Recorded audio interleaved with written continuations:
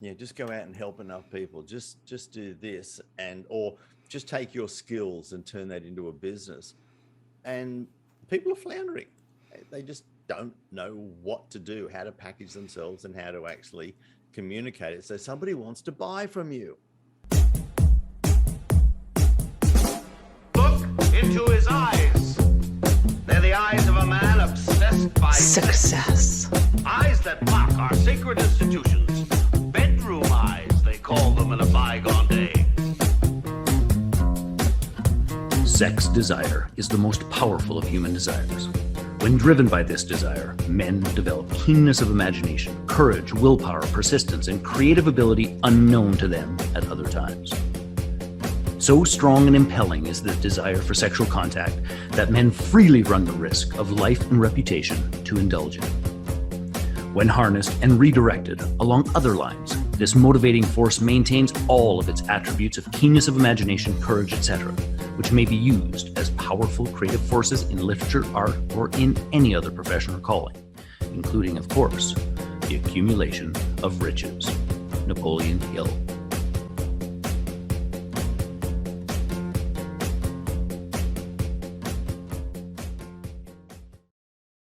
Hey there, peeps. This is Michelle Nedluck, and I am super glad that you're here with us today because I am here with my most amazing guest, Steve. Steve, thank you so much for being with us here today. It's a very lovely good morning, 4:30 in the morning from Sydney, downtown Australia. We are getting it up down under, people. This is going to be awesome.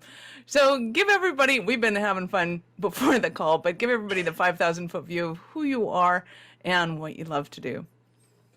5,000-foot view. Well, currently we're treading water because we're expecting flooding today here where we are. So that's that part of it. But the 5,000-foot view is long story, very, very short. I really fell into being an entrepreneur by accident, and that was a physical accident. I was actually training for the Olympics, crushed 3 discs in my back.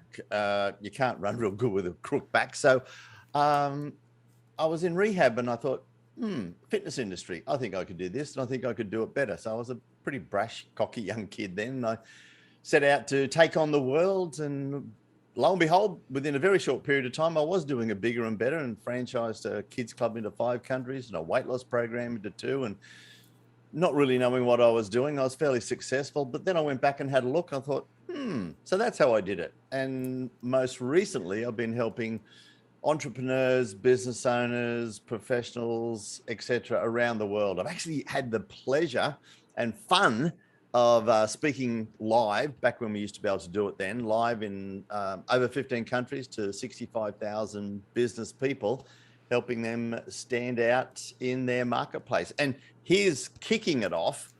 My first book was actually called Stand Up, Stand Out, or Stand Aside. It was originally going to be titled in a very Aussie way, Be Different or Bugger Off. But what? The publisher didn't let you get away with that one? Well, yeah, my wife was an Amazon publisher and said, no, you can't do that. And I thought, oh, bugger. So it was Stand Up, Stand Out, or Stand Aside. And that's what I've been helping people do. That sounds awesome. 65,000 people? That is a lot of people. That is a lot of people. And interestingly enough, one of my first gigs in Brazil, and I fantastically, I learned 2 major words in Brazil when I first went there. I had a great interpreter, and it was Obrigado, cerveja, which was thank you, beer. Yeah. I was gonna say, I got the cerveza one. Yeah. And, you know, I turned up at a fitness conference there and helping, people get their business and everything going. And I thought a normal fitness conference in the middle of Brazil, it was going to be tiny, 10,000 crazy people jammed into this one awesome town that was a cross between, well, where I stayed was a cross between the Great Gatsby and Fawlty Towers. Alrighty then. It was a gorgeous, beautiful hotel, and everything was run on a piece of paper. I was like, man, it was a crazy experience. But yeah, you rack up a few numbers when you got, multi-thousands. And you got 10,000 in an arena, yeah. So tell me what it was like, because that's super fun. I know I have not spoken in front of 10,000 people before, but I have spoken in an arena before, and the echo in the, okay, say 3 words and stop, and say 3 words and stop. How do you get through an entire hour of that? Well, add in an interpreter. You say a sentence or half a sentence and then wait for them to say what it was. But the interesting thing was, and I was a fair bit younger and single, and my gig was I would Look around, check out the audience. Yeah, I would look around, check for the cutest girls that laughed at my jokes, not the interpreter's jokes, because then at least I knew they spoke English. Smart. That's hilarious. So seriously though, what was the and this was one of your first gigs? That was a medium-sized gig in the main fitness industry. A medium size. Yeah. Medium-term gigs probably. I spent a lot of time in the fitness industry just focusing on that. Mm-hmm. Then I exited. I actually, here's a funny one as well. I exited from the fitness industry as indoor smoking bans came in. And that caused an environmental problem. And I'm very, very environmentally conscious. And there were cigarette butts everywhere. And it's these one things that when an incident happens, it switches on your reticular activator system. And I was walking past my house, and all of a sudden this car goes past, pulls up at the traffic lights and throws a cigarette butt out the window. And it was virtually at my feet. And I was going to pick it up and throw it back in. And I saw this lady that was sitting there dressed in a nylon dress or something. And I thought, well, you're going to go up in flames and I'm going to go to jail. That's not going to do anything. And then I saw butts everywhere. And I thought, I had to do something about it. So I actually invented a portable personal ashtray. I thought, well, stuff it, you should carry it. And those who are listening to this on audio, I'm actually holding up what's called a butts out. It's a flip top personal ashtray in the shape of a bum, a human bum, and called the butts out. And lo and behold, putting on. So if you don't know where to stick it, you do now. Yes. So and this is going to be really a good fun discussion. So we built it based on humor and human engagement, not alienating smokers. So smokers actually loved it. It was fun. It was engaging. And we sold 4 million into 26 countries. Nice. My friends were sort of, they weren't laughing at me. They were saying, Steve, you've spent 20 years in the fitness industry, but you're making $1 million from smokers. And I said, yeah, go figure. I'm cleaning up. Yeah. Cleaning up. But you're Canadian, I'm Australian. We're supposed to have broad sense of humor, and the Poms are supposed to be very, very staid. I don't know whether it's a word or not, they out-smuttied us. What? They had an award-winning campaign in this one city, and they had 3 smokers on a poster that were naked from the waist down. And the tagline with them putting their butts out at the bus stop putting their cigarette into the butts out was, I never leave home without my butts out, as in their bum out. The next year, they bought 10,000 hot pink butts out personal ashtrays. And they had a big campaign, and the personal ashtrays were given out to smokers by drag queens. And the tagline was, don't be a drag, put your fag in here. Actually, in a bunch of buttless chaps. Yeah. And they won a global environmental campaign reducing butt litter by 70%. Wow. Because it was memorable. Oh, yeah. Which is quite topical because I don't know whether you know much about it. We got a very... I think it was the LGBTI, the Gay and Lesbian Mardi Gras is on here in Sydney. And they bought 10,000 butts outs for the whole Mardi Gras 1 year. That's awesome. So are you still selling them? No. We actually sold the company many, many years ago. We saw there was a need. We got in, we built it up, but we also then saw that external fixtures were catching up. And we knew there was going to be a decline for the need for personal ashtrays because external fixtures were coming in. So it was a great, very Perfect timing. lucrative, very lucrative 5-year business. Nice. So let's go back to from conception to manufacturing, because I am fascinated by that whole process, and the whole notion of when an idea hits, take it, because nothing is more annoying than having a great idea and then seeing somebody else have produced it. Well, it was so funny that once we had it produced, I think there was about 7 or 8 people that I knew. Yeah, I had an idea for something like that. Not exactly the bum, but yeah, I thought of something like that. And I don't know whether you remember it or not, but the movie Dumb and Dumber. Mm-hmm. Yeah, the last 2 minutes of that movie is very profound, and probably the only intelligent thing of the whole movie, but it was a very funny movie. But if you remember, the 2 guys are walking down after they've had this experience and virtually lost everything, and they're walking along, and this bus pulls up full of girls in bikinis, and they get out, Swedish girls, and say, hey, we're looking for 2 guys to oil us down. We're strippers or bikini models or whatever. And one of them said, hey, you're in luck, there's a town that way. And the guys then, as the bus drove off, they said, well, you're stupid, aren't you? And he hits him across the back of the head, and he runs off. He bashes on the door and says, I'm sorry, my friend's a bit silly. The town's that way. And they look at each other, the girls, and think, these guys are idiots. And off the bus drives, and they said, yeah, there's going to be 2 lucky guys that are going to be oiling them down. I wonder when we're going to get our break. He said, we've just got to keep our eyes open. Right. And can't tell you how often that actually happens in real life. And that is absolutely the case. There's so many people that are just blinkers on, focused on doing and doing and doing, and don't see opportunities that are one step sideways. And I thought I invented the first ever personal ashtray, and all I was doing was inventing a personal ashtray. My mate, who became a business partner, was consulting in the industry, and he said, no, they've been around for years. So instead of just slamming the door, I thought, I threw that into my brain. I thought, what could be different? Why?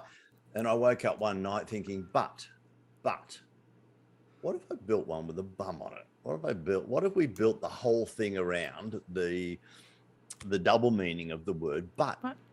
And then I had to get somebody to take what was in my head and design it. And then I took that to my mate. And then we actually got investors pre any prototypes. We had 7 slides, a lot of enthusiasm, and a great idea, and got enough money to start the company. That's awesome. So was it people that were already in the industry that you were proposing this to, or just buddies that you used to know? Or No. They're actually people that were in the industry and contributors to the problem. Mm-hmm. And we put to them an environmental and a social benefit for them. Nice. And it worked, and that's what's launched the whole thing. And it was it's a fantastic lesson, from concept to creation, to organizing the manufacturing, then to organizing the distribution, and then having companies in different countries and having agents in different countries. I mean, from thinking of a stupid idea to having a global business in, just on 18 months. Wow. It was a hell of a learning curve. And again, it was people who knew people and networks, and leveraging other people's skills is the way that we built it. I'm the creative, crazy person. I was the marketing guy, and my business partner was a professor, a doctor of psychology and human behavior. And it's a great lesson for people, because, and I use it as a part of my marketing, is the reason we became so successful, we didn't sell the personal ashtray. We sold the solution. We were driving to our first ever presentation for a city council, and we thought we'd sell a few hundred. And then on the way, I said, what if we sell programs? What if we sell solutions? What if we sold what they needed, not just the pieces? So, you know, he's on the laptop, I'm driving, and we created some programs that, you know, had t-shirts and posters and how to reduce cigarette butt litter. Sold the program, not the pieces. And we sold 10 times the amount on our first presentation than we thought we were going to. And that's where so many people go wrong. They sell the pieces of what they do. They don't sell the outcomes and the benefits that people want to pay for. Oh, I love that. And it seems so simple, but I'm sure in the moment you're like, well, clearly you knew what the problem was, because the problem was what was literally at your feet when you decided to come up with the solution. And yet, so now that you have the solution, you're like, well, how do we come up with what's the actual purpose of this, and what is that solution? And it never ceases to amaze me how the human mind works, and how that step from what you saw and started, to creating the solution, and all you had to do is go back to it. And yet we don't. It seems so hard for us most of the time to go back to what that solution is in order to sell that whole package. Yeah, and the people that I get to work with is basically what I do. And for a lot of your people out there listening, they're really good at what they do. They're ingrained in what they do, and they think that if they get better at what they do, their business is going to grow. And one of the things that I learned very early on is you need to step up and become the leader and the authority. And this was a brilliant example of, we actually became global leaders within about 6 to 9 months of us starting the business. Now, were we the best and number one environmentalist in the world? No. Were we the best at recycling in the world? No. We were the people that created cigarette butt litter reduction campaigns that actually engaged the smokers. There was a bit of science behind it because Vince had the human behavior. I had the marketing and engagement. We put them together. We created something that was uniquely ours. And that's the big thing, uniquely ours. And then all of a sudden we were getting invitations to speak in lots of crazy places. So if we get a little serious about this, is like, do something, do it well, do it a little differently, create something and own it. And you just have to be the owner and the authority of that, and you can become a leader. I love that. So would you say that it was just sheer tenacity or enthusiasm that got you through all of that? Because I'm sure there was a few more struggles and issues, because there always is. Well, yeah. It's absolute total belief in yourself, and total belief in doing it. Now, we could have, getting manufacturing started here in Australia, particularly injection molding, is not cheap. And we're talking 6 figures before you even start to get in the game. And, we didn't have that sitting in our back pocket. We weren't guaranteed. We were producing a plastic bum. Not an ashtray. To put, to solve an environmental problem. And it was crazy. So the things that we did, there was nights that we just had to get things out that our manufacturing couldn't keep up, so that we're putting bottoms and lids together and creating this and packaging that and doing all sorts of things. There's stuff that you have to do to get things off the ground, and that's what we did. And then it was, obviously there was a chance meeting that we met somebody who knew somebody who was an Australian who had a Chinese manufacturing plant, and said, well, we could do this cheaper. And then there were so many different things that if you knock on enough doors, what is it? The harder you work, the luckier you get. Well, that's what happened. People who knew people, and and Vince knew, my business partner knew somebody in the UK. He was bored of what he was doing. He said, well, I'll run UK Europe for you. So he worked with us, became a business partner for 5 years. And then, if you put yourself out there enough, people will find you. And that's the thing. Too many people wait. You just got to keep going and knocking on doors. Was there anything at any point in time that threatened your success, whether it was running out of manufacturing money or somebody wanting to take over the company or? Yeah, we had a competitor come, somebody who was already in plastics and manufacturing. He invented something else and was well in the game, and he wanted to come and buy some off us. He said, I can manufacture them just as cheap, if not cheaper. So he came out, almost copied the design to a T. It was, we thought we had protected us legally with a registered design, et cetera, and we went back to our IP lawyer and said, well, hey, look, he's copying the look and the feel, even though his is a little different.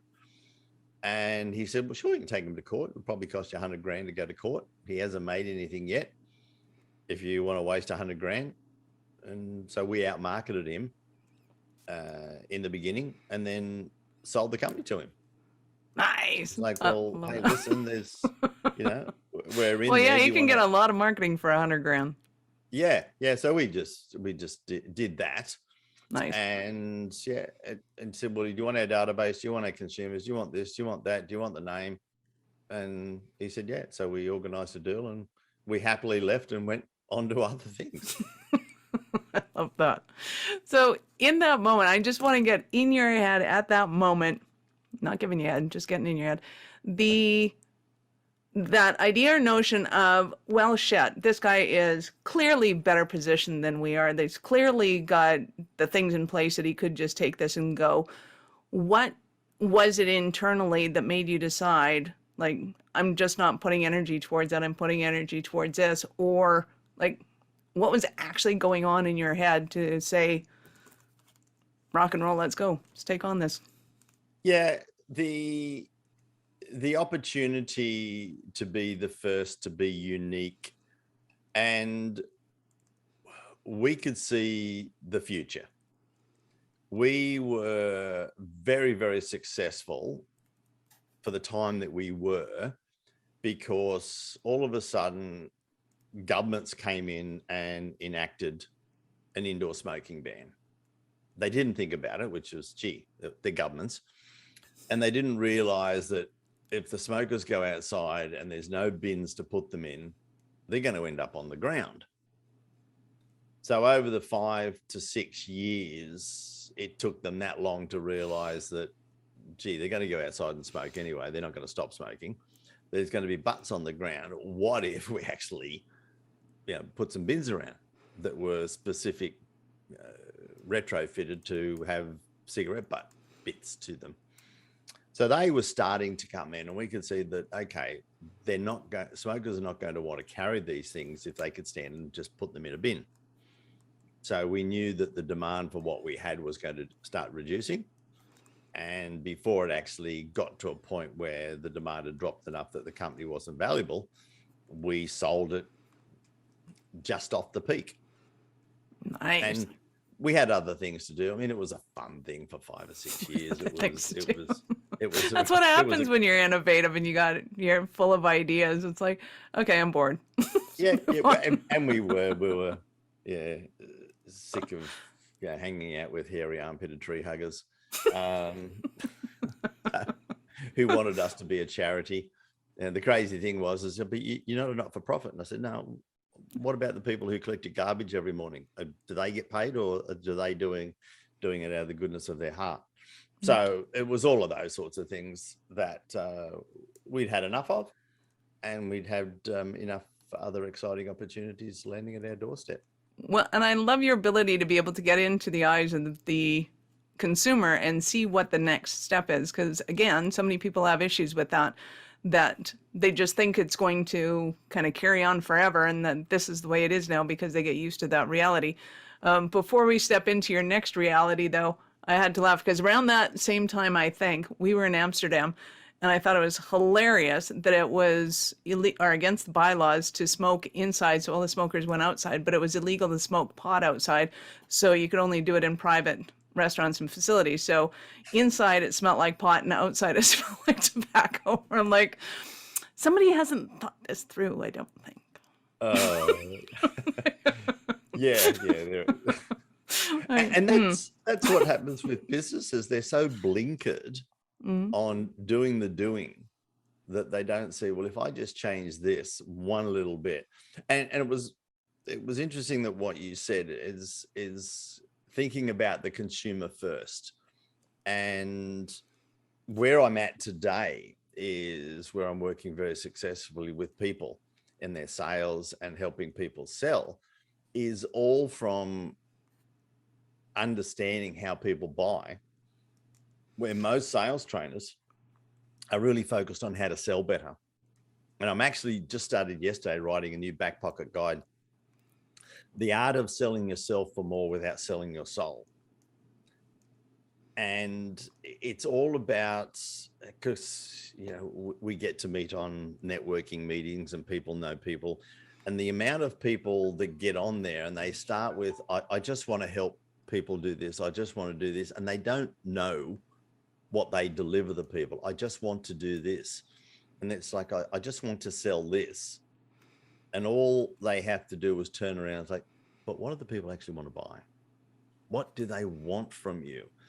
And it's a really interesting thing, because there's so many people that have just been told, go out and do your purpose and everything else will take care of itself.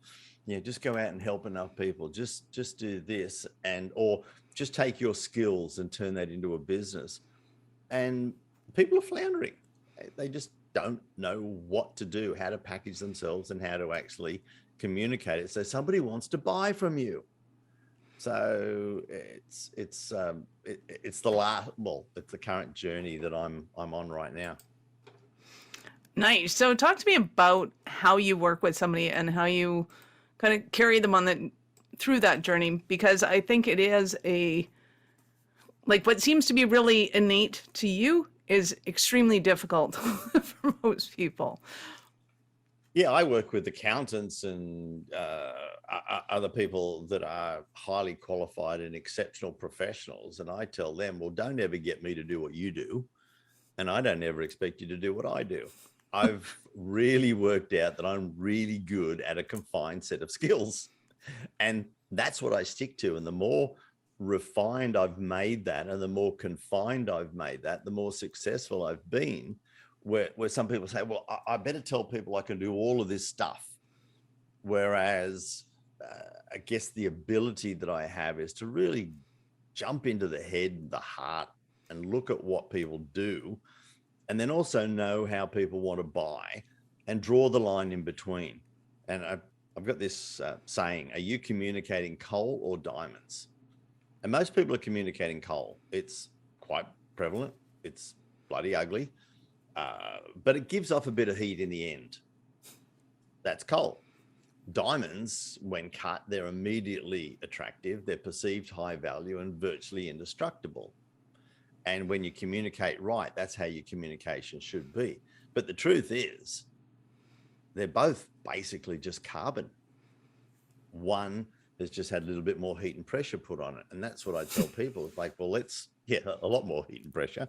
But that's the thing. It's like, well, most people just waffle and sort of get there in the end if they're prodded with enough questions. But when, you know, I've got a format that I go through to really deep down and just rip apart what is it that you do or have done different, or how we communicate it in a way that people think, damn, you know, I want to work with that person. And it's not that they have to change what they do. They have to change, you know, I talk about, their positioning, their packaging, and put it out there in a way that people are attracted to them. Well, and I love the analogy of the diamond, because I think so many entrepreneurs are so reluctant to go under that heat and pressure in order to come up with something good. They're like, well, I'm just an accountant. I do accounting. I do their taxes. And it's like, oh dear God, nobody's buying that. Yeah, in my first book, sorry, go on. No, carry on. Yeah, in my first book, one of the first parts of that is stand up.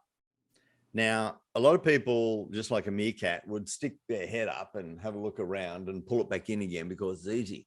But if you've been sitting down for long enough and you stand up, and you go to move, there's a little bit of pain in that. And when you stand up, you put yourself out there to be picked on, ridiculed. And that's why it is stand up and then stand out or stand aside.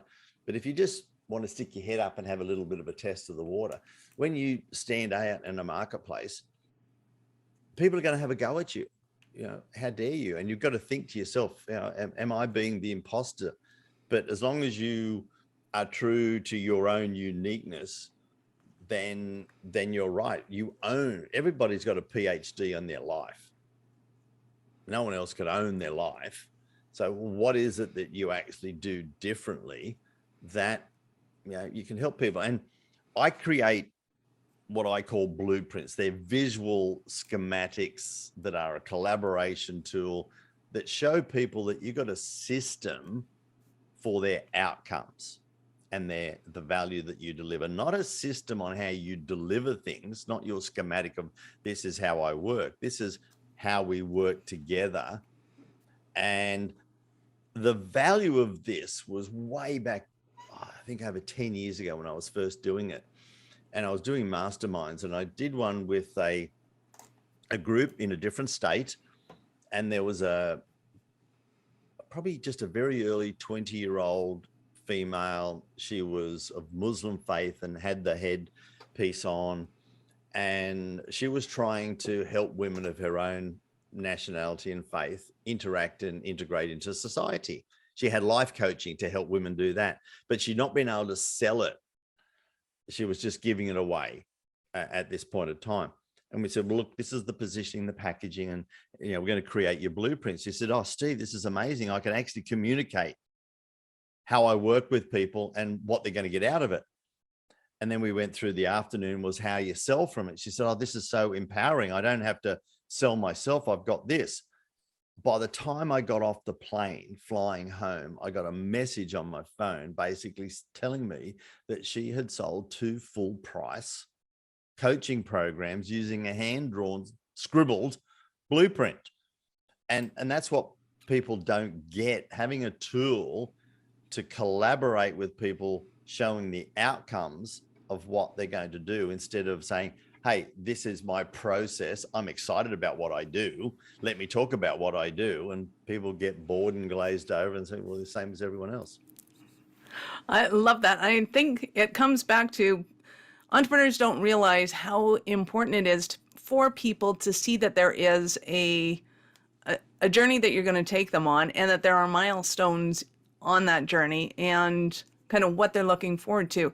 And psychologically, it is so important that just by having that, you're almost guaranteed the sale, because if it's the right fit for somebody, they see the trajectory that you're taking them on, they know they want to go on it, and it's like, okay, done deal. You're the person for me. This is the way it is, because the map that you're creating for them outside matches the I want to say inexplicable, but the map inside of them that they haven't been able to articulate themselves.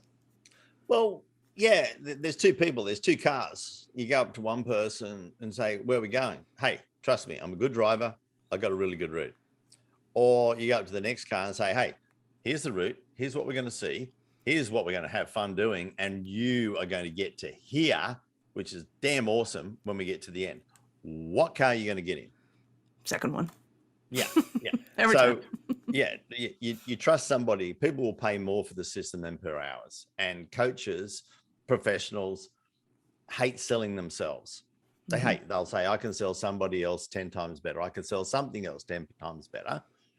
But when you have the blueprint, when you have the system, when you have something that's schematic in front where you work together to identify, and this is a big thing where people really, I believe, stuff up. They're selling the box value. The box value is basically, well, you're going to get X number of hours, you're going to get X bits and pieces, and here's all the stuff that goes into me working with you, versus the implementable value. What would it mean if we did this? What would that mean to your business in time saving, money made? And then that's the implementable value. When you can demonstrate implementable values far significantly greater than the actual investment they're going to pay, then you've really got the sale. And say, well, this is what I'm going to put in your pocket versus this is what I'm going to take out of your pocket. And that's what people focus on. Well, you know, you get this, but wait, there's more. You get this and this and this, and that's generally throwaway rubbish that people don't need, versus, hey, when we work together, we're going to deliver this. And that's the big change. And when you've got, you know, the blueprint, which looks like a one-pager, and I always say, people, I'll ask you the question, what's the best way to get somebody on the same page as you? Open the book. Well, you can open the book, yeah. That's very close. Have a page to get on. There you go.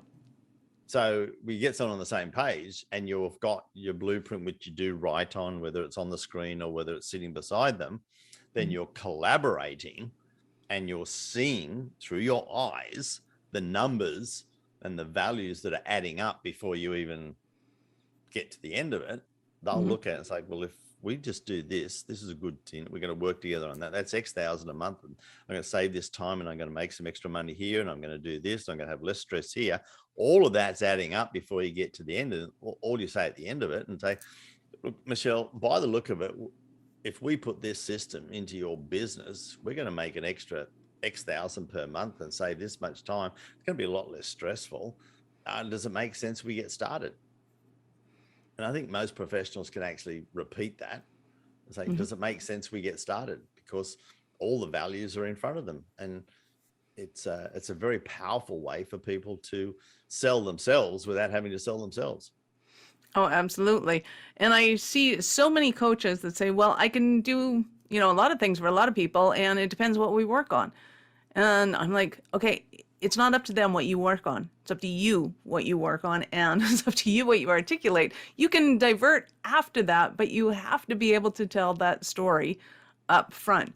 So you had mentioned like a couple of things of, you know, people not getting the sales or thinking that sales are slimy or whatever. But what are some of the other stumbling blocks that somebody might be having and they're thinking, oh my God, Steve, I need you so bad right now?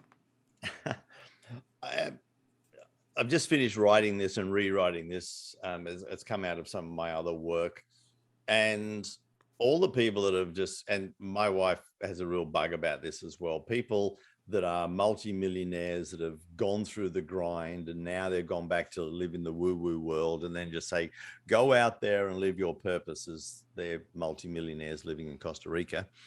And I find it's a lot easier to do when you have a net worth of over $1 million. Yeah. And they're talking about purpose, and everybody thinks I've got to walk around and get struck by lightning and find out what my purpose in life is, as if it's the one thing that I'm meant to be here. To me, purpose is different today than it is tomorrow or the day before. And I've broken it down. It is your ability to use your highest skills, which you are passionate about, to deliver great value to the people you want to work with and be well rewarded for. To be able to use your higher skills, I'm always excited when I'm stretched by my clients, using my higher skills to be able to deliver value for them and use my skills that I'm passionate about. Now, the chances are I'm really good at it because I love doing it. Therefore, that's how I got good at it. But it's delivering your higher skills that you're passionate about, deliver value to the people you want to work with, and get paid. I cannot think of a better purpose to be on this planet for. Nice. Absolutely.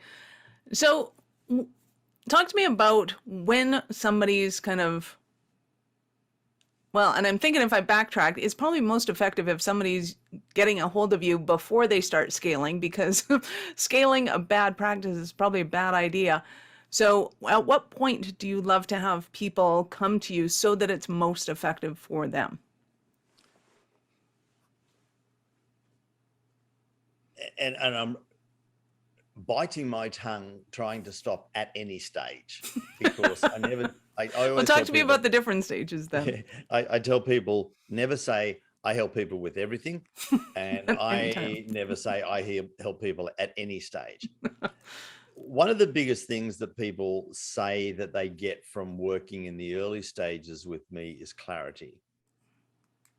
And quite often they think they have to get everything right before they come to see me.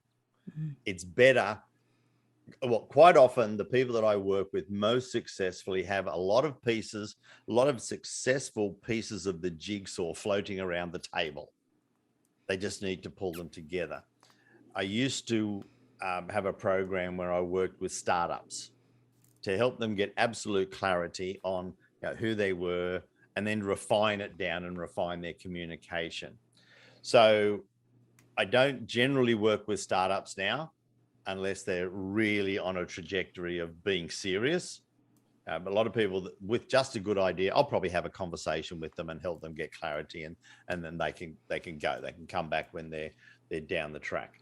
Because there were probably thousands of people that thought of doing something about cigarette butt litter, but never really were invested in themselves. And often people have hit a plateau. Successful people and businesses have gotten far enough just by having a good product or service. And they need to know how to break through that next level, how to really communicate the next level of being their leader and authority, how to package themselves, how to position themselves, and communicate that in a way. I generally tell people that I'm the bookend of making people look and sound and feel more attractive to their market, then hand them off to the traditional business coaches that helps them scale, and the lead generators that drive traffic. And then I help them sell better on the back end. And that makes a massive difference, particularly for those who are the traffic generators, because if they're marketing what I call the brown box, they're spending a lot of marketing out there trying to market somebody the same as everybody else. And if they're trying to sell themselves the same as everybody else, it all falls apart. But if I can add the value at both ends, I make the people in the middle look like they're heroes. Love that. And I can't express how much I love the notion of what you do and how you help people do it, because I don't do that with people. So by doing their tech for them, like the old expression, garbage in, garbage out, but it's true, because all you're doing when you scale something is you're scaling whatever they have, which means if what they have isn't working, then you're doing a whole lot of it. And it's almost heartbreaking to go, hey, you got to go back and test this. Like, you got to go back and figure out what's actually going to work and what's going to attract people, because without that, all you're doing is throwing a whole lot of money at the wall, or in the bonfire, as it were, and you're not getting where you need to go. And I think it's super frustrating for people because they know they have something, but what they're afraid to go to a coach or somebody else and say, hey, this is what I got, but I don't really know what it is, and I don't really know who it's for, and I don't really know what, benefit they're going to get out of it. It's a really hard position for a coach to go to somebody with that basket of whatever you want to call it and go, here, fix me. Yeah, and that's the thing that I do say, and don't normally say it in public because people will take it the wrong way, is I play nicely with other people's children. Is I work well with other people's clients. Right. And basically it's at times it doesn't make sense for a good business proposition that I work really well, quite often on a short term, with other people's clients. They may be the traffic generator, they may be the business coach that's doing all the right work and scaling. I work with a number of coaching organizations who freely send their people to me for short periods of time. It's like, we're building all the systems, we're building all this, we're getting the traffic ready, but we need the quick makeover. We need, how do we make them more attractive and more compelling at the beginning? And how do we help them sell better and be more comfortable at selling at the back end? And it just makes a massive difference. It's really not only the icing on the cake, but the hundreds and thousands and sprinkles and everything on top. And I do it in a way that make the people who sent them to me look the hero, because we just add such great value to what they're already doing. Love it. So I know our listeners are going to want more from you. How did they start their journey with you? I keep things simple. My name is Steve Brossman. That's with 2 S's and an M-A-N at the end. They can find me on just about any social. Well, no, I need to restrict myself pretty well to Facebook and LinkedIn. They can contact me on LinkedIn, and they would actually go through a little journey of what I tell people that they need to do. They'll get a quick video from me. They'll get one of my latest back pocket guides, which is virtually a workshop in a book. They could do that. Steve@stevebrossman.com. I actually answer my own emails. What? Yeah, well, goodness. I actually do like talking to people. But one of the gifts for your people is the back pocket guide to virtual selling. And that would help a lot of people. And that just goes to stevebrossman.com/BPG for back pocket guide VS. Virtual selling, BPG VS, and I'm sure you're going to have it in the show notes. Absolutely. That's a gift. Nice. Now, they can actually take that, and a lot of people do, and implement that word, implement. Go and do something with it, please. Implement what's in it. And if all you do is implement some of the things in there, you're going to get some results. Otherwise, you can reach out and via the email, and we can have a call. And as you know, I get up at stupid hours to talk to people. Right? I'm on the other side of the country next. I'm about to talk to some good colleagues and business partners in Miami. Nice. Well, I hate to break to you. See, I would stay up late for you, but I'm not waking up early for you. You make me breakfast, coffee, you can do whatever you want. I'm not getting up for that. I love that what you're doing is having fun in business, and business is not meant to be stressful. Sometimes it is, and challenging, but not stressful. How's that? Yeah, challenging, because there is always ways out. There's always really good, smart people at your fingertips that can help you.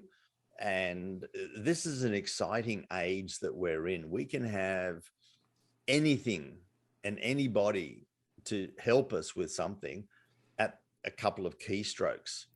And my son left school probably a year and a half before most kids his age did. And he's a successful entrepreneur turning 18 now, because he can learn more online about the specific things that he needed. And if your people are really good at their business and they've got pieces of their jigsaw floating around, and they think, well, how do I stand out better in my marketplace, or how do I sell better without having to sell myself, then the small, narrow set of things that I could help them with are at their fingertips. And that's basically what I do, and what they should do is look for the small things that other people can help them with. Nice. Love that. So I normally would ask you, at what point in life did you know you were special, kind of crazy enough to think that you could become an entrepreneur? But that was after you'd become a crazy Olympian with a broken back. Jesus. So no, well, it started earlier. This is a 60-second tell story. tales. We lived in the middle of the Hunter Valley, which was an hour from the coast to go surfing. The girlfriend I had at the time, sister's boyfriend, made surfboards and said, hey, listen, let's go surfing. Yeah, how about I teach you how to make your own surfboard? And I said, yeah, that'd be fun. And then a lot of my mates wanted to get into surfing as well. And I thought, oh, we can make surfboards. And then, so we started making surfboards. And then I decided I didn't want to do the crazy shaping or fiberglassing and painting. So a couple of my mates were really good at that, and I sold the surfboards and they made them. And at 15, I had a surfboard making business at school. Nice. So did that get you more money or more chicks?